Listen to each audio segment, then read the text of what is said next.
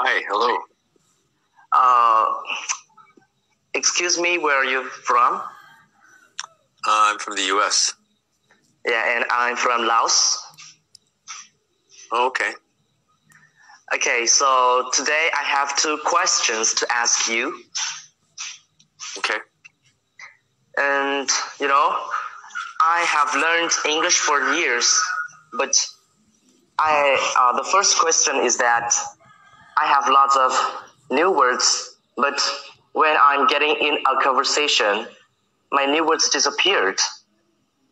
Okay, please you lead me to solve this problem.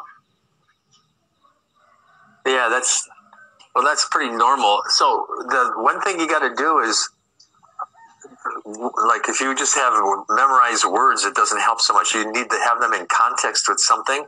So connect them to something else, right? So if you have a word connected to something else, when that idea comes, then the word will come. So you have to connect everything together.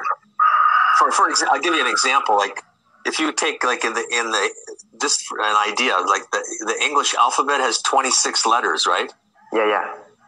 Okay. So if I ask you, what's the second letter in the alphabet? Do you know?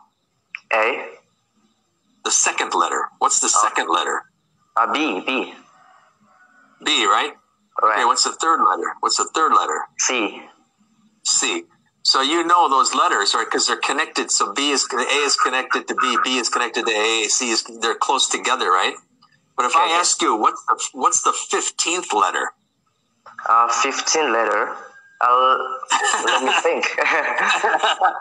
So the same thing happens with words when you try to remember words, right? So if you can link some words to something, a picture or image in your mind or something, and then when somebody mentions like restaurant, think of everything connected to a restaurant. You're talking about restaurants or something. You get a lot of vocabulary will come back to you because it's connected to the restaurant. Yeah. So think of linking together, and that's the only tip I can give you for that. I think linking is the way to do it, I think. Okay, what was the other question? The second question is that, let me think first.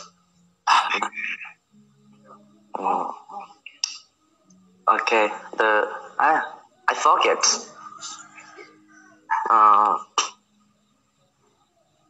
Okay, I can't remember. Let me take time. Think of it as linked to something else. What would it be linked to?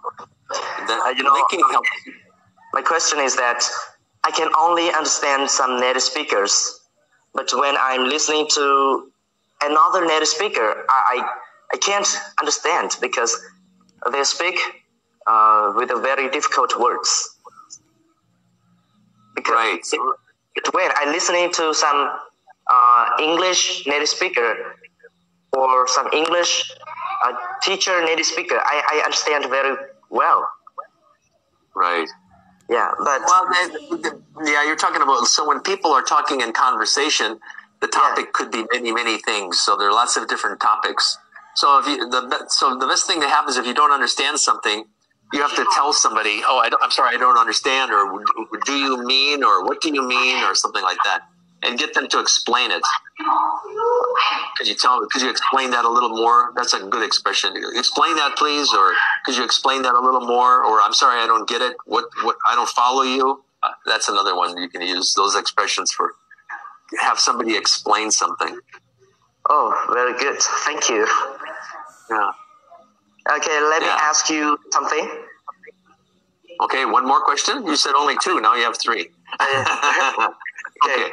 Do you understand my English well? I can understand you. Yeah, pretty good. I think if you want to be more fluent, you can practice your fluency by just making the words longer. Like when you practice, when you make the words, I say stretching. Hello, how are you doing today? Let's practice, right? You wouldn't do that talking to somebody, but at home or practice stretching the words, make them longer. It's good for exercising all the muscles in your mouth. Okay,